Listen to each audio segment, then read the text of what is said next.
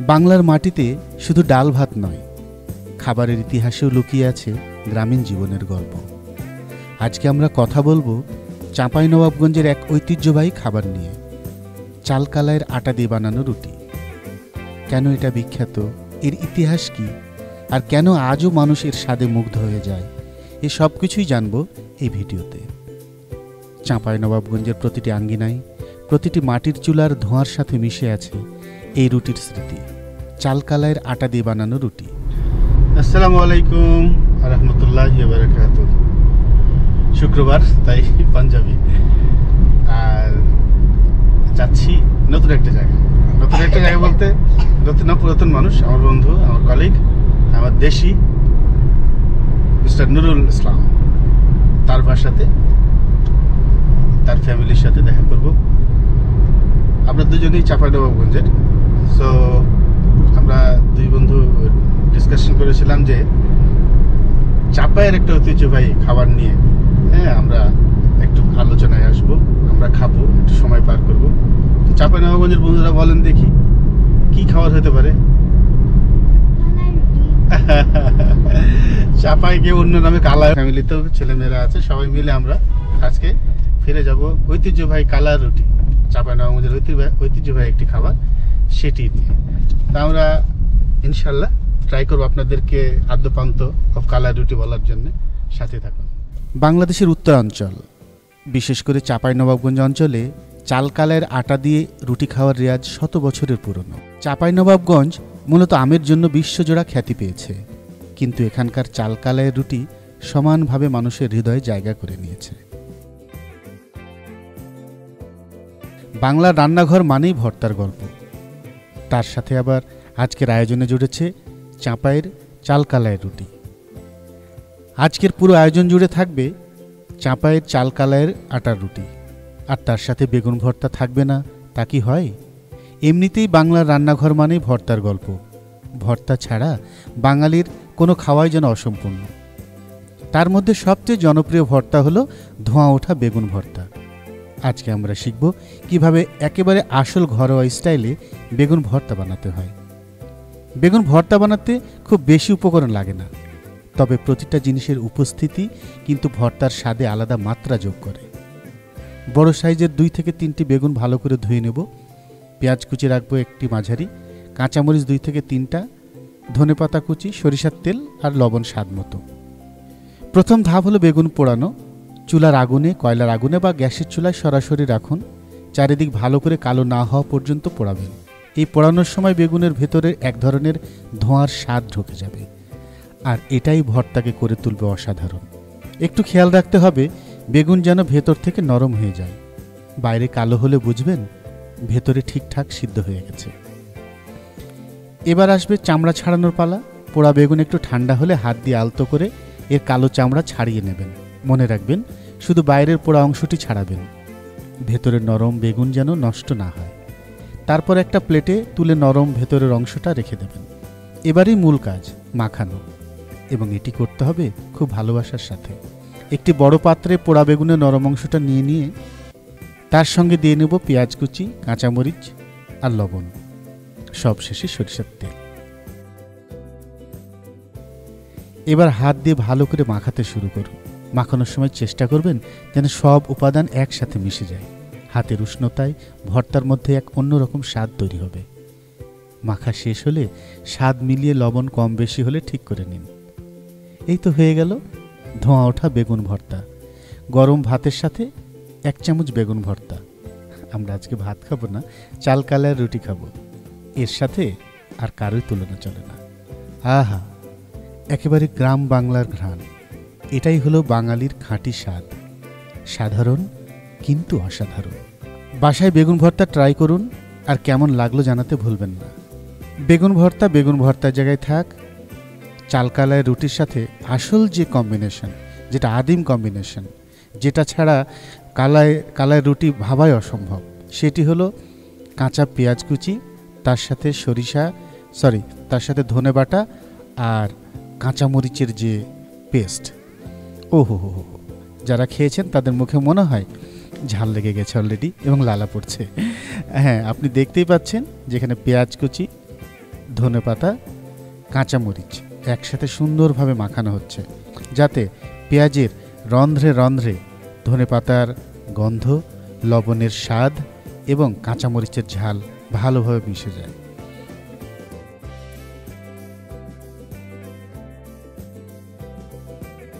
মাখানোর পরে আমরা শেষে দিয়ে দেব সরিষার তেল। সরিষার তেল একটু বেশি করে দিয়ে দেব, যাতে প্রত্যেকটি চাল কালাইয়ের কামড়ের সাথে এই সবগুলো মিশ্রণের সাথে সরিষার তেলের ঝাঁঝ যেন অবশ্যই লাগে। আপনি যদি কখনো চাঁপাই যান, অবশ্যই একবার স্বাদ নিয়ে দেখবেন চাল কালাইয়ের রুটি, কারণ এর স্বাদ একবার মুখে দিলে মনে থাকবে আজীবন। এবার আমরা শুরু করব চাল কালাইয়ের আটার রুটি বানানো। এই ভিডিওটি একটু লম্বা হবে এই কারণে যে আমি এখানে বিন্দুমাত্র না কেটে আপনাদেরকে পুরো প্রসেসটি, পুরো প্রসেসটি কীভাবে মাখাতে হবে, মাখানোর মধ্যে অনেক জাদু আছে। এই মাখানোর মধ্যেই খেলা। এর মিশ্রণটি হতে হবে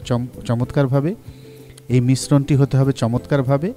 আর দ্বিতীয়ত, এই মিশ্রণটি হয়ে গেলে এটাকে হাতে যেভাবে আলতো করে থাপড়িয়ে এপাশ ওপাশ করে 2 হাত দিয়ে যেভাবে ওকে সাইজ করে বানাতে হয়, সেটাই হলো মূল রহস্য।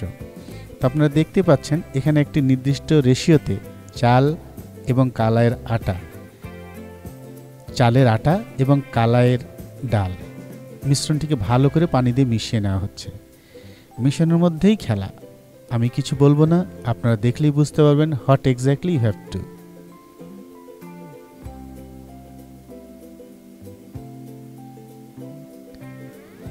সবগুলো পানি একবারে দিবেন না, প্রথমে অল্প পানি দিয়ে, যেহেতু আমরা বেশ অনেকজনই আজকের আয়োজনে, তো অনেকখানি আটা এবং চাল কালাই একসাথে নিয়েই পেস্টটা বানানো হচ্ছে।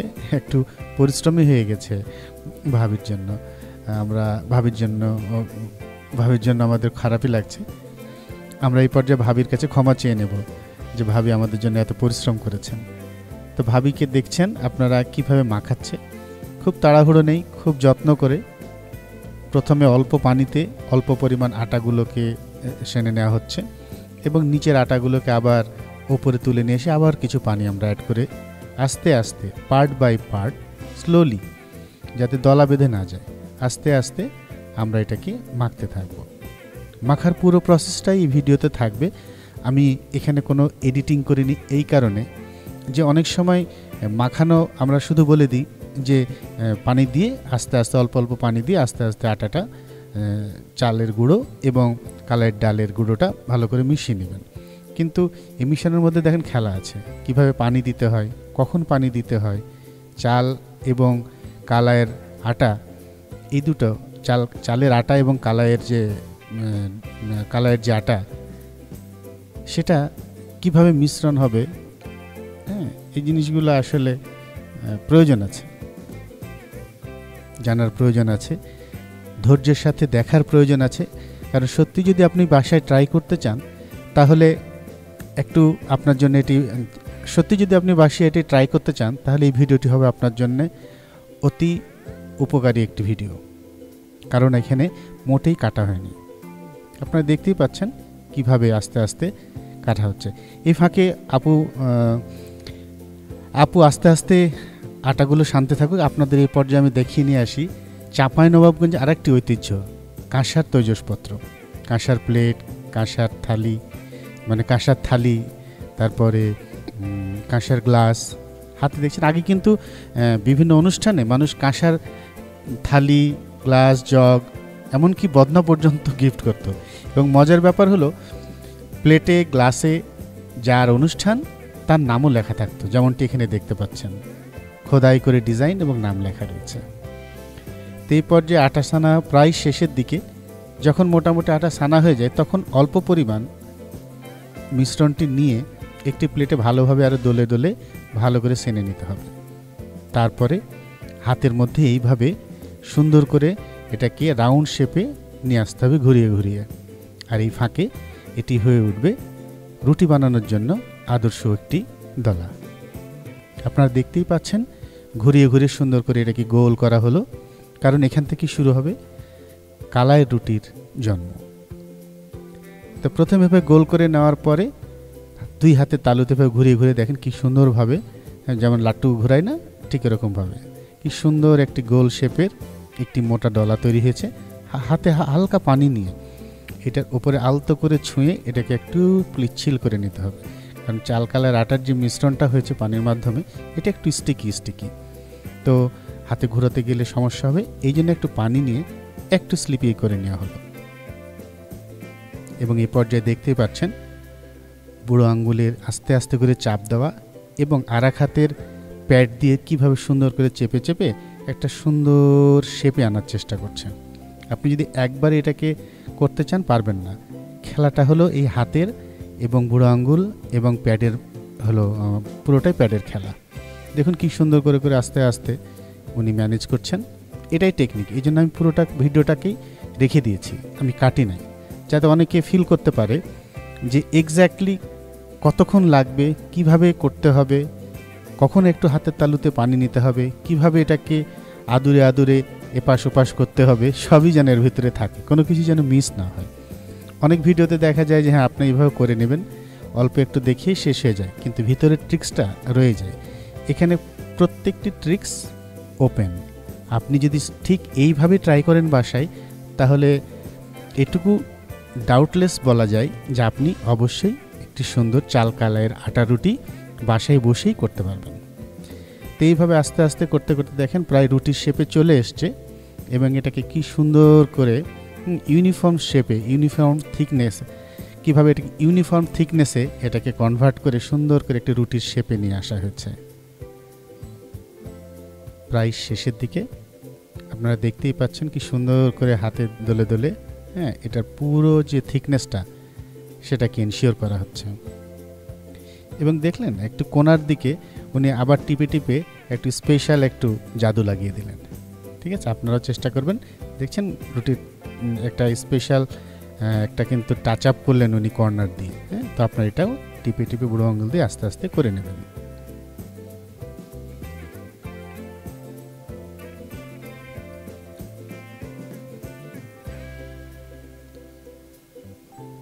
সাইজও আপনারা নিশ্চয়ই হাতের মাপ দেখে কল্পনা করতে পারছেন যেটা কত বড় হয়েছে। এ পর্যায়ে আমরা আগে থেকেই গ্যাসের চুলোতে একটি মাটির খোলা গরম হতে দেওয়া ছিল, সেখানে আমরা এটাকে বসিয়ে দিলাম। দেখুন কি সুন্দরভাবে বসে গেছে। এবার হলো আসল খেলা। অনেকে চাল কালাইয়ের আটা রুটি যখন বানান তখন কারো কারো রুটি ফোলে না, চিমড়া হয়ে থাকে। কিন্তু মজাটা হলো এটা যখন ফুললে ওপরে একটা পাতলা আবরণ একটু ফুলে ওঠে, তখন রুটিটা খুব সুস্বাদু হয়। এবং হাত দিয়ে ওই প্রথমের অবস্থায় যে ফুটো করা নিয়ে অনেকের হিড়িক পড়ে যায়, কিন্তু সাবধান, ওটা করার সময় অনেকের হাতও আঁচ লাগে, কারণ ওটা অনেক গরম থাকে সে সময়। এটা দেখতেই পেলেন একদমই আনকাট একটি ভিডিও। কতক্ষণ পরে উনি চামচ দিয়ে, হ্যাঁ, এটাকে উল্টে দিচ্ছেন। অনেকে অনেকক্ষণ রাখেন যে একটু এক সাইডটা মোটামুটি বাদামি হয়ে আসুক তারপর উল্টে দেব, না, ব্যাপারটি তা নয়। দেওয়ার দেখেন হার্ডলি কিছু সময়ের মধ্যেই কিন্তু উনি ওটাকে প্রাথমিক যে প্রথম উল্টানোটা সেটা কিন্তু উল্টে দিলেন। এটা না করলে কিন্তু রুটি ফুলবে না, এটি টিপস। ভাবি অসম্ভব শৌখিন, তার বাসায় হেন মশলা বা হেন কোনো রান্নার আয়োজনের কমতি নেই। রুটি ওদিকে হতে আছে, ভাবি আরেকটি গোলা নিয়ে আরেকটি রুটির জন্য ঠিক একই প্রসেসে রুটিটাকে রেডি করতে থাকলেন। কারণ যে চাল কালাইয়ের আটা রুটিটি এখন খোলাতে আছে, একবার উল্টে দেওয়ার পরে সে কিছু সময় নেবে মোটামুটি রেডি হয়ে আসতে। এই ফাঁকে উনি সময়টাকে কাজে লাগানোর জন্য আরেকটি দলা তৈরি করে নিলেন। এই পর্যায়ে দেখছেন এইরকম সাইজের যখন পিছনে ব্রাউন কালার হয়ে আসবে তখন এটাকে উল্টে দিতে হবে। শুরুতে এই রুটি ছিল কৃষক, দিনমজুর আর সাধারণ গ্রামীণ মানুষের প্রধান খাবার। সহজলভ্য আর পেট ভরানো বলে তারা এটি বেশি খেত। সুবিধাই বেশি, সহজলভ্য উপাদান, শক্তিদায়ক ও পুষ্টিকর, ঐতিহ্য ও স্বাদ দুই আছে। আর অসুবিধা হলো নতুন প্রজন্মের কাছে রান্নার ঝামেলা মনে হয়। এদিকে আরেকটি রুটি হাতের তালুতে একবার এপাশ একবার ওপাশ এরকম করতে করতে ঠিক আগের মতোই শেপে নিয়ে রেডি করে রাখছেন, যাতে ওই রুটিটি উঠে গেলেই এটি তার জায়গা নিতে পারে এবং আমাদের উদরপূর্তি করতে পারে। আসলে এটা একটা মজাও আছে, যখন খেতে বসে একসাথে তখন অনেকে ভাবি আরেকটা রুটি দেন, আরেকটা রুটি দেন। তো ভাবি অনেক স্মার্ট, তিনি একটা রুটি কেবলই তুলতে যাবেন তার আগে আরেকটা রুটি এমনভাবে প্রসেস করে ফেললেন যাতে 1 সেকেন্ড সময়ও নষ্ট না হয়। একে বলে অভিজ্ঞতা, স্মার্টনেস এবং ভালোবাসার দিকে খেয়াল করা। তো রুটি প্রায় হয়ে গেছে, ভাবি মাঝে মধ্যে তুলে দেখছেন যে কি অবস্থা। উনি কালার দেখে এনশিওর হওয়ার চেষ্টা করছেন যে এটা হয়েছে কি না। তা আপনারা দেখতে পাচ্ছেন পুরোটা আনকাট রয়েছে, কিন্তু কতখানি সময় লাগছে এবং কি কি অবজারভেশন করতে হবে আমি চেষ্টা করছি বর্ণনা করে বোঝানোর। I believe it is very easy to understand. আমার মনে হয় সবাই বুঝতে পারছেন, আমি চেষ্টা ত্রুটি করছি না। একটি চালকালা রুটির পুরো যে আয়োজন তার সাথে আপনাদেরকে কানেক্ট করার জন্য। তো এই পর্যায়ে যখন এরকম পিছন দিকটা ফুলে এসছে এবং ব্রাউন কালার হয়ে গেছে, তখন বুঝতে পারবেন যেটি রেডি হয়ে গেছে। তো ভাবি আরেকটি রুটিও প্রায় হাতে এপাশ ওপাশ করে রেডি করে ফেলেছেন। এটা আমাদেরকে দিয়ে বললেন তোমরা খেতে থাকো, আমি আরেকটা রুটি আয়োজন করি। ভাবি ইজ গ্রেট। তো আপনারা দেখতেই পাচ্ছেন চুলা খালি হয়ে গেছে। এখানে হয় কি, কিছু চালকালের রুটি বানানোর সময় কিছু জিনিস ওখানে অবশিষ্ট থাকে, ওটাকে একটু ক্লিন করে নেওয়ার ব্যাপার থাকে। আপনারা ডাইরেক্ট আরেকটি রুটি বানানোর জন্য সাথে সাথে দিবেন না, খোলাটা একটু পরিষ্কার করে কালো গুঁড়োগুলোকে একটু ফেলে দিয়ে তারপরে আরেকটা রুটি বসাবেন, যেভাবে উনি বসালেন। এই যে এটি হলো মজার পার্ট। এই যে কে ফুটো করতে গিয়ে হাতে লাগছে, এখন বাচ্চারা চাচ্ছে উল্টো দিক দিয়ে ফুটো, উল্টো দিক কি আর ফুটো হয়, ওই দিক তো শক্ত। তারা আবার ফিরে আসলো আগের দিকে, এবং এটা গরুর মাংস দিয়ে, কেউ বেগুনের ভর্তা দিয়ে, কেউ পেঁয়াজ, কাঁচামরিচ, ধনেপাতার চাটনি দিয়ে, যে যার মতো আমরা খাওয়া শুরু করলাম। আমাদের যে উদরপূর্তি চলছিল সেটি একটু খারাপই লাগছিল, কারণ এমন একটি ব্যাপার যে চুলায় ওদিক থেকে সাপ্লাই না দিলে এটা কন্টিনিউ থাকে না। আবার একবারে যে সব রুটি বানিয়ে বসবো সেটাও সম্ভব নয়। তো ভাবিকে ওয়েট করতেই হচ্ছিল, মানে আমাদের ভাবির জন্য ওয়েট করার জন্য কি বলো, লজ্জা লাগছে এখনও বলতে। মানে আমার ভাবির জন্য আমরা ওয়েট না করেই আমরা খেতে লাগলাম, কারণ এর গরমই মজা। তো ভাবি আমাদেরকে নিশ্চয়ই মাফ করবেন। ভাবি ওদিকে আমাদেরকে সাপ্লাই দিচ্ছিলেন একের পর এক চালকালার রুটি, গরম রুটি, আর আমরা এদিকে একটার পর একটা খেয়ে যাচ্ছিলাম নির্লজ্জের মতো। বাচ্চাদের খাওয়া দাওয়ার দৃশ্যগুলো দেখে খুবই ভালো লাগছিল, তারা নিজের মতো করে খাচ্ছিল।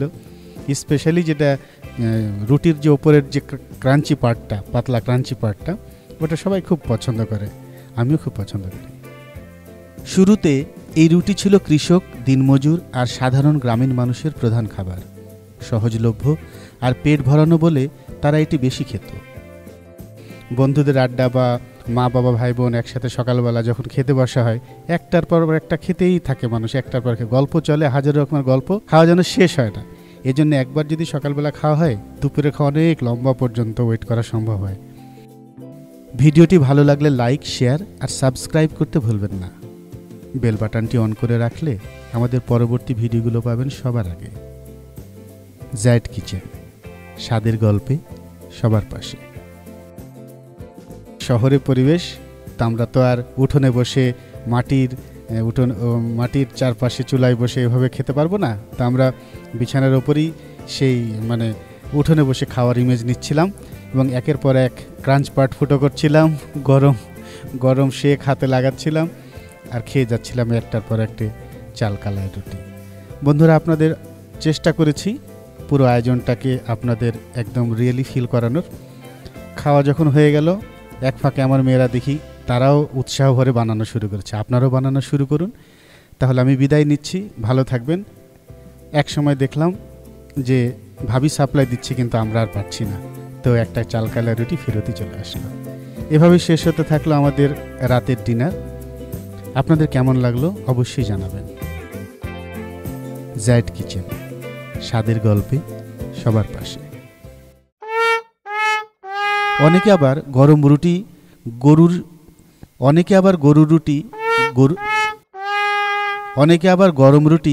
গরুর মাংস বা খাসির ঝোল দিয়েও খেয়ে দেখেন। অনেকে আবার গরম রুটি গরুর মাংস বা খাসির ঝোল অনেকে আবার গরুর রুটি কি বলছি, সব মিলেই ছিল বিহাইন্ড দ্য সিন। অনেক মজা, অনেক ভালোবাসায় ভরপুর ছিল আমাদের রান্না। ধন্যবাদ সবাইকে। আসসালামু আলাইকুম। জায়েদ kitchen. where cooking and family love comes together.